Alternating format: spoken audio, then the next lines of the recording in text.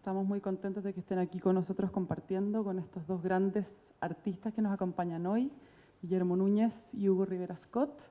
Estoy junto a Soledad García, curadora de esta exposición, La emergencia del pop, irreverencia y calle en Chile, para conversar hoy día sobre distintas visiones y saberes de estos dos generosos artistas que han colaborado con nosotros junto a otros en esta exposición.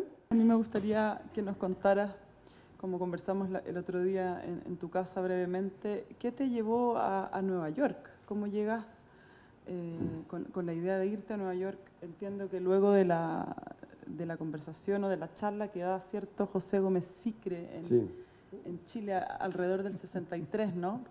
El año que viene como jurado. José Gómez Sicre vino como jurado de un concurso que, bueno, yo gané. Y entonces en el Centro Brasileiro de Cultura, que dirigía Thiago de Melo, José Gómez Sicre, que era un cubano gusano. Agusanado. Entonces, él mostró o hizo una charla mostrando diapositivas de lo que se estaba haciendo en esa época. Entonces era muy energizante todo eso, que era totalmente distinto a lo que nosotros veíamos aquí. Entonces yo estaba sentado con Carlos Ortúzar y Nemesio y le dije yo a Carlos, tenemos que irnos. Y entonces él se consiguió una beca y yo me fui así nomás, sin beca, sin nada, con las patas y el buche nomás. Y bueno, ahí vivíamos nada más que todo el tiempo pintando. O sea, fue un incentivo así realmente de entusiasmo, de volver a ser cabros chicos. Y en realidad éramos unos cabros chicos, ahí hacíamos puras locuras nada más todo el tiempo en la calle. De alguna manera también hacer el puente con Hugo y también porque la invitación de que esté Hugo y Guillermo en esta mesa tiene que ver también para ver de qué manera las resonancias del pop se pueden encontrar en artistas que viajaron y artistas también que estaban trabajando no necesariamente en Santiago, sino que en Viña del Mar, como en el caso de Hugo Rivera Scott. Y entonces en ese sentido también, Hugo, nos gustaría saber de qué manera tú te informaste, de qué manera recibiste información y también tu visión en esos tiempos y también ahora respecto a la cultura popular. Yo tengo que decir que comencé a estudiar el 61, cuando ya el pop, pudiéramos decir que se había desarrollado. Yo diría que para estudiar el pop hay que ubicar por lo menos dos fechas, creo.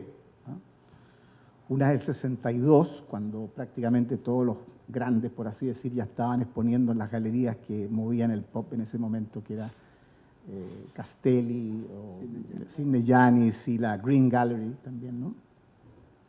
Pero yo en ese momento estaba entrando recién a estudiar Bellas Artes.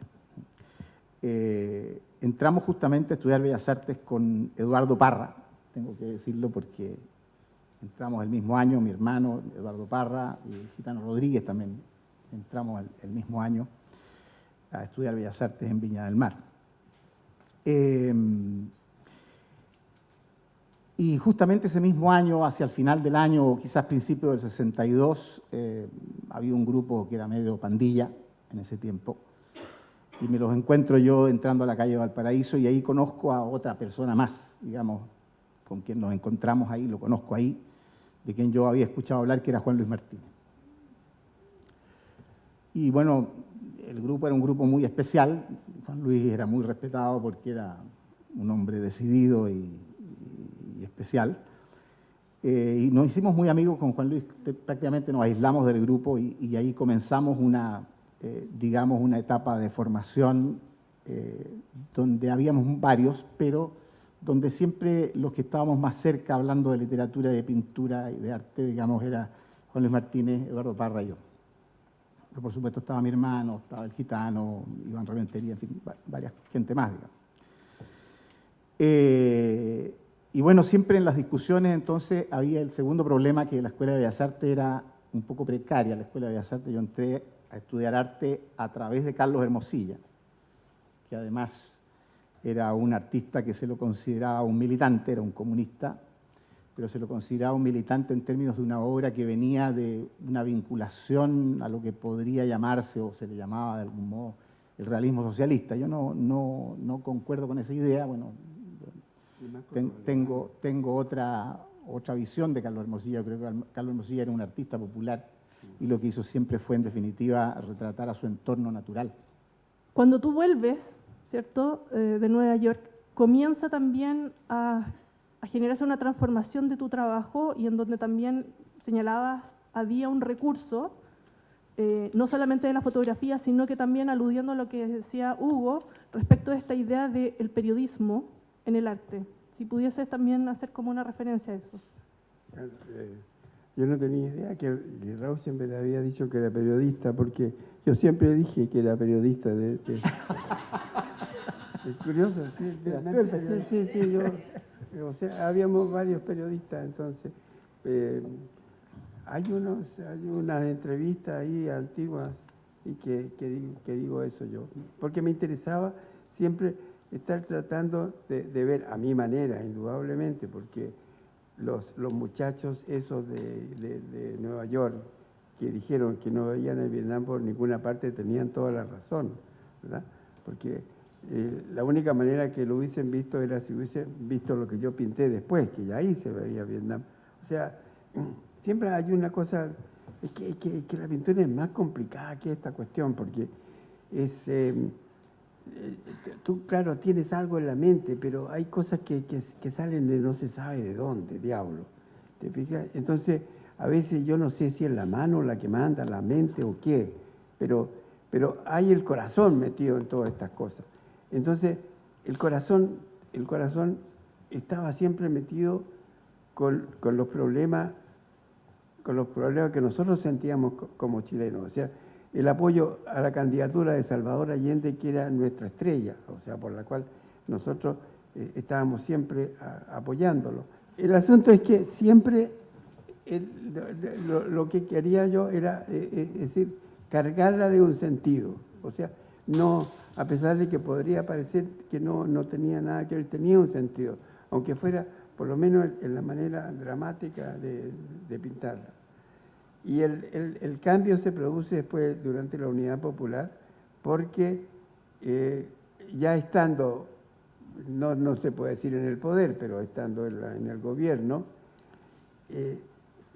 la parte crítica teníamos que dejarla a un lado. Entonces, yo me recuerdo que le dije a Balme, oye, no, vamos a tener que cambiar y hacer otra cosa, porque esta es otra cuestión, aquí hay que apoyar. Entonces, el asunto era hacer algo, digamos, con más alegría, y por eso hay una serie de serigrafías que comencé a hacer y que están aquí en el museo. Estas serigrafías después se vendían, se hicieron en 200 ejemplares y se vendían para poder, bueno, primero que nada pagarlas, y segundo, para la campaña del presidente Allende. También hacer esta pregunta en relación quizás a una serie de contradicciones que uno puede tener también mentalmente en torno entre la cultura norteamericana, pero sí ingresando a una tienda de póster, además utilizando el lenguaje inglés, y por otra parte también las distinciones entre los límites o no límites entre lo político y lo no político dentro de una obra. Entonces, en ese sentido, también me gustaría mucho, Hugo, tus distinciones con respecto a eso. Por suerte teníamos estas contradicciones, porque sin esas no podríamos vivir, ¿verdad? Lao Tse dice que cuando creas belleza estás creando también fealdad. Yo creo que en eso es por ahí donde va el asunto. O sea, somos un montón de contradicciones. O sea, yo te puedo decir una cosa hoy día y mañana totalmente distinta, y siempre soy yo. Sí. La primera cosa, yo creo que vuelvo a la raigambre de mi interpretación del pop y qué es lo pop que podría estar aquí, digamos. Y efectivamente lo pop dice mucho y no dice nada, ¿no? Pop es una contracción de la palabra popular, sin duda, pero lo popular tiene muchas salidas, ¿no? Yo recién leía La Violeta porque yo creo que lo popular en Chile había tenido un desarrollo que venía de los años 30, en ascenso, progresivo, ¿no es cierto?, donde había habido una aproximación a lo popular real, me gustaría llamarlo lo popular vernáculo, ¿no? Dentro de lo cual, digamos, habían expresiones de distinto tipo y donde yo creo muy fuertemente que la vanguardia no la tenía el arte, sino que la tenía fundamentalmente la música. Yo creo que la obra más notable, sin duda, es la obra de Violeta. Nuestra generación es Rosel Bru, Pepe Balme, Gracia Barrios, Eduardo Martínez Bonatti, Alberto Pérez, la Pati Frael, no exactamente, sino que unos más, otros menos. Estudiando en la Escuela de Bellas Artes, eso éramos nosotros. Ellos eran lo que llamábamos los viejos, o sea, nuestros profesores, lo que hacían don Pablo Burkhardt, lo que hacían Pedraza, y toda la pintura realista o de paisaje. Ellos eran pintores que estaban frente o en su caballete sacándolo al aire libre o en su taller pintando naturalezas muertas, rosas, es decir, era el goce nada más que la pintura. Entonces, eso a nosotros, y digo a nosotros, a lo mejor extendiéndome demasiado, pero por lo menos a mí esa cosa no me decía nada. Es decir, claro, era fantástico de ver buena pintura, estaban bien pintados y todos esos son grandes pintores, pero estaban en un momento en que yo los sentía vacíos, o sea, no hacía nada más que lo que eran en sí mismos. Y nosotros, o sea, este otro grupo, íbamos hacia otra cosa, a buscar otro, por eso que se empiezan a romper esto. Y hay una ruptura más o menos violenta y que se acentúa después con la llegada de la exposición que venía de Francia, en que se llamaba de Manea no Jour, creo que era, sí, la primera. Esa fue una primera. Fue una primera, y ahí por primera vez nosotros veíamos originales de obra que no tenían nada que ver con lo que aparecían, con lo que estábamos viendo en Santiago, es decir, eran las cosas que nosotros más o menos imaginábamos, pero que estaban ahí presentes. De modo que eso era como un espaldarazo a lo que nosotros estábamos buscando. Pero eran tantoneos, nomás búsqueda, o sea, todavía estábamos realmente en pañales en eso. Y creo que seguimos en pañales, así que... Una última cosa que se me había quedado y se me había ido en realidad, que curiosamente en Cuba este mismo criterio que yo tenía lo encontré en Humberto Peña, que fue muchos años el diseñador de Casa de la América, el que creó un poco la imagen Casa de las Américas, que él hacía una diferenciación completamente radical entre su obra personal y su obra de diseño. Distinto, y en eso hago el comentario, y hablando de pop, ¿no es cierto?, a Martínez, por ejemplo, que él hacía prácticamente una no diferenciación entre la pintura y la gráfica. Ese era su mundo. Entonces, yo creo que hay muchas posiciones. Yo estaba por Martínez.